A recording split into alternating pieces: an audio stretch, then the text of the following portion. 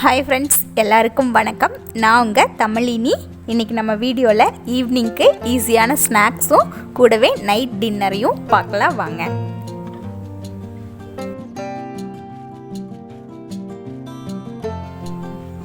Evening டைமில் ஈஸியான டக்குன்னு செய்கிற மாதிரி நம்ம வீட்டில் இருக்க திங்ஸை வச்சு நம்ம ஸ்நாக்ஸ் பண்ணிடலாம். என்னென்னா மசாலா காரப்பொரி தான் இன்றைக்கி நம்ம பார்க்க போகிறோம். வாங்க, ஃபஸ்ட்டு வெங்காயம் கட் பண்ணி எடுத்துக்கலாம். நல்லா ரொம்ப பொடிசாக கட் பண்ணிக்கலாம்.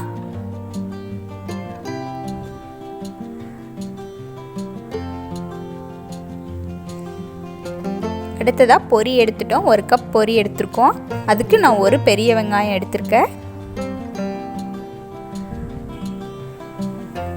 கூடவே நம்ம நிலக்கடலை எடுத்திருக்கோம்.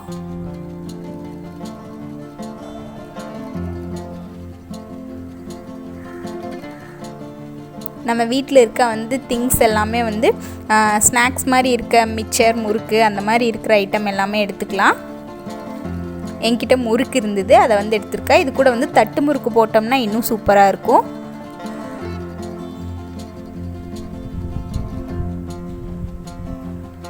பொட்டுக்கடலை,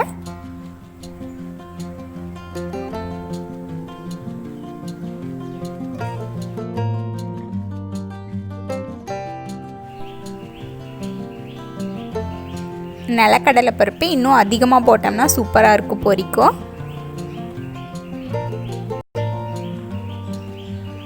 வீட்டில் இருக்க சாம்பார் தூள் தான் போட்டிருக்கேன். காரத்துக்கு அளவாக போட்டுக்கங்க. தேங்காய் எண்ணெய் தான் டேஸ்ட் கொடுக்கும் பொரிக்கு. தேங்காய் எண்ணெய் ஆட் பண்ணிக்கலாம். கடைசியாக தான் வெங்காயம் போடணும். ஃபஸ்ட்டே போட்டுட்டா பொரி நவுத்துரும், வதன்னு ஆயிரும். அதனால் கடைசியாக போட்டுக்கலாம்.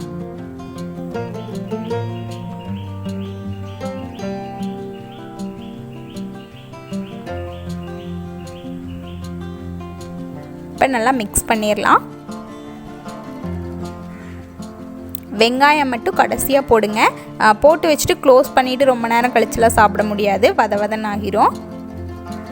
இதெல்லாம் மிக்ஸ் பண்ணிவிட்டு கடைசியாக நம்ம சாப்பிடும்போது கூட வெங்காயம் போட்டு மிக்ஸ் பண்ணிக்கங்க. இப்போ பொரி ரெடி ஆயிடுச்சு. மசாலா காரப்பொரி நம்ம வீட்டில் ஈஸியாக ஈவினிங் டைமில் செஞ்சு சாப்பிட்டுக்கலாம். அடுத்தது நைட் டின்னருக்கு தோசையும் தேங்காய் சட்னியும் செய்யலான் இருக்கோம்.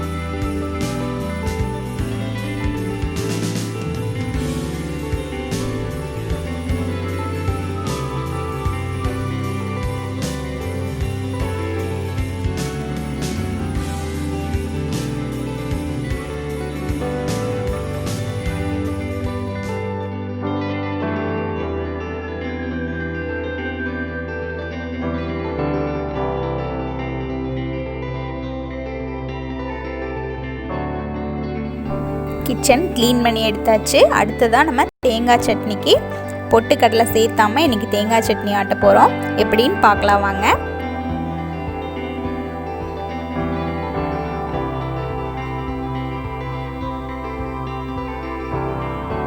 ஆயில் ஆட் பண்ணி தாளித்து விட்டுக்கலாம். அடுத்ததாக வரமிளகா, பூண்டு,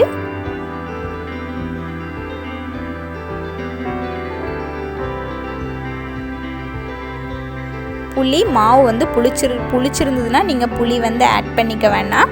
புளிக்கல அப்படின்னா புளி ஆட் பண்ணிக்கங்க. கடைசியாக கருவேப்பிலை போட்டுக்கலாம். இது கூட உளுந்து இருந்து தாளித்தோம்னா இன்னும் சூப்பராக இருக்கும் வாசம். இப்போ நம்ம துருவி வச்சுருக்க தேங்காய்க்குள்ளே ஆட் பண்ணிவிட்டு இதை அரைச்சிட்டோம்னா அவ்வளோதான். இதை அதுக்கப்புறம் தாளிக்கணுங்கிற அவசியம் இல்லை. தாளிக்கிறதா இருந்தாலும் தாளிச்சிக்கலாம்.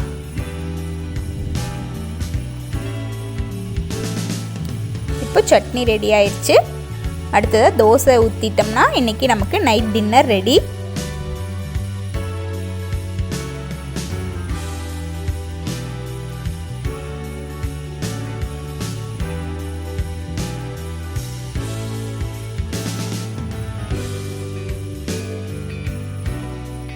சட்னி கூட மறுபடியும் தொட்டுக்க மார்னிங் வச்ச பருப்பு குழம்பு இருந்தது, அதையும் வச்சுருக்கேன். கூடவே ஆம்லெட்டை ஊற்றிருக்கேன். இப்போ தோசை ரெடி ஆயிடுச்சுன்னா நைட் டின்னர் ரெடி. இந்த வீடியோ பிடிச்சிருந்தா லைக் பண்ணுங்கள், ஷேர் பண்ணுங்கள், கண்டிப்பாக கமெண்ட்